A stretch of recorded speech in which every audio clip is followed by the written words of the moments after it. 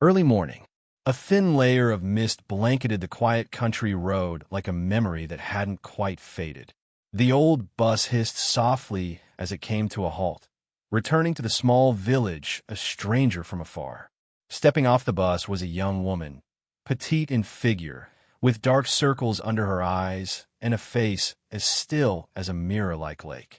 Her name was Lai, and this journey wasn't meant to find anything specific, but rather to escape, to flee from the suffocating rhythm of city life, from heartbreak, from loss, and from herself.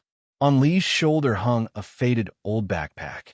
She pulled a small suitcase behind her, its wheels clacking dryly against the ground, the sound echoing in the stillness.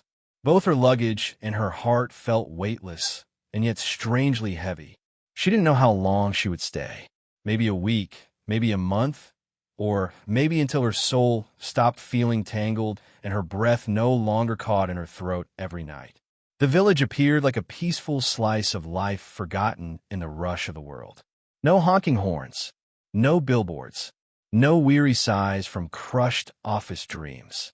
Just a few low houses peeking through the trees, red dirt roads still wet from last night's rain, and the earthy scent of hay lingering in the air. To most, this was just a remote countryside.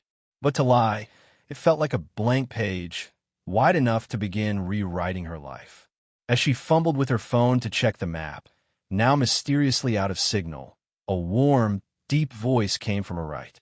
"First time in our village." Lai startled. In front of her stood an old man beside a rusty bicycle, his hands smeared with grease. His weathered face bore the marks of hard life, yet his eyes were impossibly gentle. He wore a frayed gray shirt and a sun-faded conical hat. He looked like he belonged to this village, aged, humble, but oddly comforting. Lai gave a small nod. "Yes, I just got here. I'm looking for a place to stay." The old man smiled, a smile that made the lines on his cheeks bloom like flowers. "Well then, you've come to the right place. There's not much here, but we have the kind of peace most people forget to look for." Somehow, those simple words caught in Lee's throat. For the first time in months, her heart slowed, and something inside her chest began to soften. Lai followed the old man as he turned into a narrow alleyway that led behind the village market. With every step, she felt an odd mix of unfamiliarity and déjà vu, like she was stepping into a new world, yet somehow returning to something deeply old. The old man pushed his bicycle beside her as he spoke, his voice soft and slow, as if he understood that the young woman walking next to him was carrying more than what the eye could see. "What's your name?" he asked.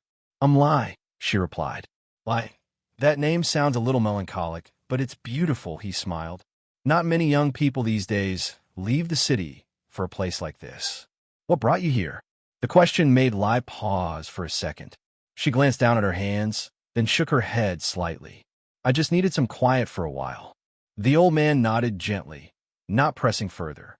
But the way his eyes looked at her, it was as if he already understood everything she didn't say aloud. A short while later, as they neared the village's crossroads, Lai turned to him and asked, "Sir, are the people here kind?" The question slipped out so naturally, yet it carried all the unspoken doubts and fears she hadn't dared to voice since leaving the city. Deep down, she was still wary, still afraid of being hurt again. The old man stopped. He didn't answer right away. Instead, he turned to look at her, his gaze both gentle and profound. "Lai, can I ask you something instead?" he said. "In the city you came from, what were the people like?" Lai furrowed her brows, a little caught off guard. But then she answered, her voice trailing off in a faint sigh. "They were cold. Everyone only cared about themselves. Competitive, fake, always trying to outdo one another. I lived there for years, but never felt like I belonged. It was like everyone was wearing masks. Sometimes I felt completely lost in the crowd." The old man listened silently, then slowly nodded. Then chances are, you'll find people like that here too." Lai blinked, taken aback. Her heart sank. That wasn't the answer she had hoped for. She had wished, just a little, that this village would be different, softer, healing. But now, she said nothing more. Her small suitcase rolled along again, its wheels clacking on the path, as if dragging behind it the weight of a hope just slightly dimmed. But the old man only smiled quietly and kept pedaling. And Lai continued walking beside him, unaware that what she'd just heard wasn't truly an answer, but a mirror reflecting what she still carried inside her heart. The next afternoon, a gentle sunlight spread gold over the old tiled rooftops of the village. The air felt soft, like a slow, quiet melody.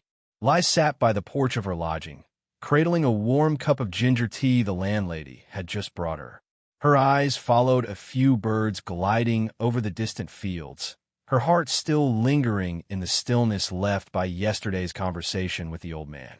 Suddenly, from the far end of the village, came the soft call of a street vendor selling steamed buns, followed by the familiar rattle of bicycle wheels. She recognized the figure of the old bicycle repairman pedaling slowly down the sun-dusted path. Seated on the back of his bike was a young man, about her age, tall and slender, dressed simply, a backpack slung over one shoulder. They stopped right by Lee's porch. The young man hopped off and gave the old man a grateful bow. "Thank you so much, sir. I would have been lost if you hadn't shown me the way." The old man chuckled and turned to Lai. "Hey, young lady, meet your new neighbor. Just arrived in our village, too." The young man's name was Min, originally from central Vietnam. He had just quit his job in the city after years of working for others. He shared that he was looking for a peaceful place to start a small organic farm, to live simply and in harmony with nature.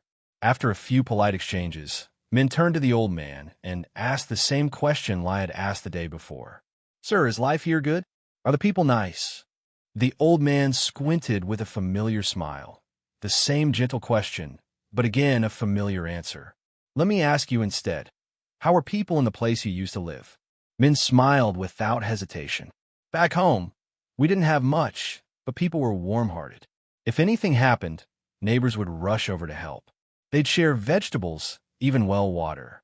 I love that, but I got swept up in work and forgot what that simplicity felt like. Now I want it back." The old man nodded, his eyes twinkling with quiet joy. "Then I think you'll find plenty of people just like that here." Lai, who had been sitting quietly the whole time, felt a cool breeze sweep gently through her mind. The answer was exactly the same as yesterday. But this time, it didn't leave her feeling disappointed. On the contrary, it helped her begin to understand something. That the world isn't just about what's already there. It's the heart you carry and the way you choose to see things. That shapes what you'll find. That night, the air turned cool and crisp. Lai lay awake on a simple bamboo bed inside the modest guest room, quietly staring up at the rough wooden ceiling above her. Outside the window, crickets chirped in soft rhythm, and the leaves rustled gently as the wind slipped through the treetops. She couldn't sleep, but not because of anxiety. Her mind drifted in a haze of quiet thoughts, somewhere between waking and dreaming. The same question, the same answer, but two completely different outcomes. Why did the old man tell her this village was full of cold, selfish people, yet tell Min it was full of warmth and kindness? Lai sat up and stepped out onto the porch. The moon hung low over the bamboo grove, its silver glow bathing the village in an eerie, tranquil stillness. The night breeze was soft like a breath, and then, like the final puzzle piece slipping gently into place.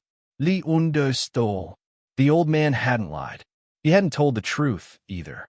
He had only reflected what lived in the heart of the one who stood before him. She had arrived carrying doubt, pain, and fear. So all she saw was coldness, calculation, deceit. Because that's what she had endured. And somewhere deep inside, she had come to believe that was all the world had to offer. But Min, he had arrived with memories of kindness, a belief in human decency, a heart open to connection. And so he saw beauty. And the old man, quietly, simply agreed, nothing more, nothing less. A small smile tugged at Lee's lips. For the first time in what felt like ages, she felt a calm settling in her chest. Not because the village had suddenly become beautiful, but because she was finally starting to lift the veil of fog from her own eyes. She thought of the old man's kind eyes. No lectures, no judgments, no lessons. Just a single question. Simple, yet powerful enough to make someone look back into their own heart. The next morning, Lai woke early. She walked to the village market, bought a few bundles of fresh greens and a loaf of bread. She greeted the street vendor with a smile, chatted with a few children playing featherball in front of the communal hall. For the first time, she spoke first, opened up first, and then something beautiful happened. Other smiles began to bloom in return. Small stories started to thread themselves between strangers. Nothing had changed on the outside, but everything inside her had shifted. Maybe peace isn't about the place we go to, but how we choose to see the world around us. And sometimes, a conversation that seems simple can plant a tiny seed that grows into a whole garden of awakening inside us. As time passed, each day in the little village quietly wove itself into the fabric of Lee's life. She was no longer the girl who stepped off the bus with wary eyes and a soul weighed down by exhaustion. She had learned to listen to the morning birdsong, to savor the sweetness of a hot cup of tea on the porch, and to return a passing stranger's greeting with a soft smile. She didn't need to do anything grand.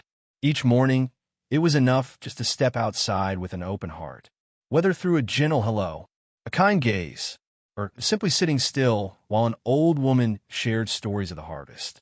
The villagers hadn't changed. They were still the same, quiet, steady, wrapped in the slow rhythm of the land itself. But ever since Lai shifted her gaze, she began to see something else behind their simple appearances. An unspoken kindness, a neighborly loyalty that needed no vows, a warmth given freely and deeply, without show. One afternoon, as the sun tilted low over the mountains, Lai saw the old bicycle repairman again, this time by the grassy riverbank, where a group of children were flying kites. He looked just as before, stooped back, hands dark with grease, but his eyes still held that same bright stillness. Lai sat beside him, and for the first time, she spoke first. "Sir, I think I understand now." The old man nodded gently. He didn't ask understand what. He wasn't surprised, as if he had always known this moment would come. "It's not that this village is perfect," she said softly, voice trembling but steady. "But when I softened enough to see the good, somehow, everything else felt lighter too." He simply smiled. He said, "People often search for peace out there somewhere, but true peace, it only grows from within." Lai fell silent. His words echoed inside her, like the final note of a long symphony. And in that moment, she knew she no longer needed to run, not from the city, not from people, and most of all, not from herself, because real transformation had already begun, not in the world around her, but in her own heart. The girl who once arrived carrying only doubt and weariness had now learned one quiet, powerful truth. If you wish to see a warm and gentle world, let your own heart be the first to shine.